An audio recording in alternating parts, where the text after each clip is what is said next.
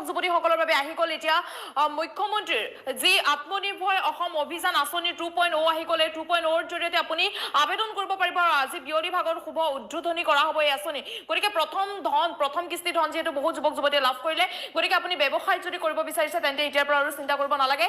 এই আঁচনিৰ জৰিয়তে আপুনি ব্যৱসায় কৰিব পাৰিব বা কৃষিৰ কাৰণে যদি আপুনি কৃষি কৰ্ম কৰিব বিচাৰিছে, ধনৰ আৱশ্যক হৈছে, তেন্তে আপুনি লাভ কৰিব এই ধন 2 লাখৰ পৰা 5 লাখ পৰ্যন্ত ধন লাভ কৰিব। Hello everyone, good evening to all. Welcome back again. लोगोफोर फिन खेबसे चेनेलाव बयखौबो बरायग्रोनानै लानाय जाबाय। आङो नैबे समावहाय फिन खेब आंनि चेनेलाव आङो फैफिनबावनाय जादों मोननैसो आपडेट्स लानानै समायाब्लाबो।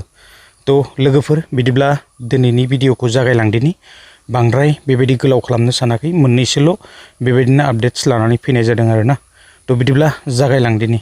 जोङो बयबो मिथिखागौ बेबायदिनो साननैसो सिगाङावहाय जोङो एडमिटखौहाय जोङो डाउनलड खालामनो हाबाय। जोंहा जितुनिखि नैबे ADRE ग्रेड 4 ना, तो जोङो दा जायफोरा एडमिटखौ बेबायदि मोनबाय आरो जोङो एग्जामखौ होनो हागोन। तो माखासे जोंहा बेवहाय बेबायदिनो गाइडलाइन्सफोर होनाय दंखायोना। तो बे गाइडलाइन्स हिसाबैहाय जोङो दिनै जोंहा बेबायदिनो माखासे गाइडलाइन्सफोर फोसावनाय दंखायो। तो बे गाइडलाइन्स हिसाबै जोङो एग्जामावहाय जिरायनो हागोन आरोना।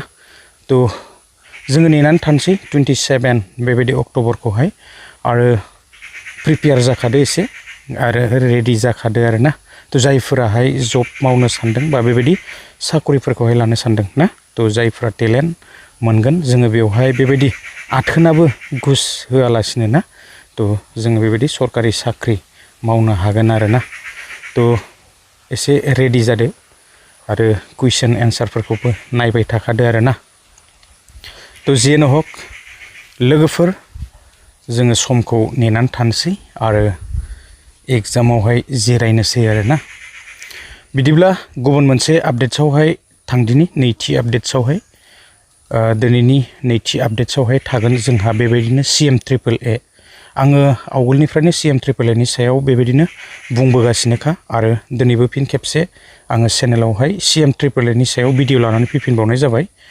तो जोङो नुनो मोनदों बेबायदिनो माखासे बेबायदि धरनाबो खालामबाय आरो दावराव दावसि जानाय बेबायदिबो जोङो नुनो मोनबाय। जोंहा दाखालि माखासे बेबायदि मोनबाय ना, तो आरो दा बाखि थानाय बेबायदि 75,000 तो बेबायदिनो आरोबाव मोनगोन। तो दिनैहाय 18 तारिख बेबायदि 18 तारिख जानाय लोगो लोगो जोङो दिनै 4टा बाजियावहाय बेलासे ना, तो बेबायदि वेबसाइटआहाय गेवगोन जाहैदों। तो जोङो रिएप्लाइ खालामनो हागोन जायफोरनो बेबायदि रांनि गोनांथि ना, खेथि आरो बेजों लोगोसे बेबायदिनो जोङो फार्म बायदिसिना ना, दाउ अमा बेबायदि आरो। तो जायफोरनो रांनि गोनांथि एप्लाइ खालामनो हासिगोन। तो बेवहाय जोंनो बेबायदिनो डकुमेन्ट्सफोरनि गोनांथि जागोन, ड्राइभिं लाइसेन्सनिफ्राय लानानै पान कार्ड आधार कार्ड बेबायदिनो आरोना। तो बिनिफ्राय जायखिजाया मोनसे जोङो होनो हागोन। तो आरो बेबायदिनो जोंहा बैसो दङ बेवहाय। बैसोआ जाहैबाय जोंहा 28 इयार्सनिफ्राय लानानै बेबायदिनो 40नि सासिम आरोना। तो जोङो बेबायदि एप्लाइ खालामनो हायो।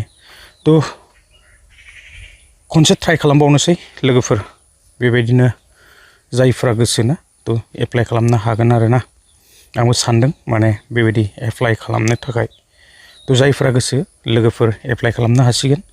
आङो बेबायदिनो बुंबोखादोंमोन सिगाङावहाय CMAAA नि सायाव आपडेट्स मोनोबा आङो लानानै फैगोन। नैबे सेकेन्ड जाहैबाय 2.O।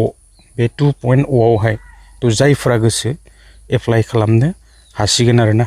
बिदिब्ला लोगोफोर मोजां खौरां, जोङो दिनैनिफ्राय रिएप्लाइ बेबायदि खालामफिननो हासिगोन।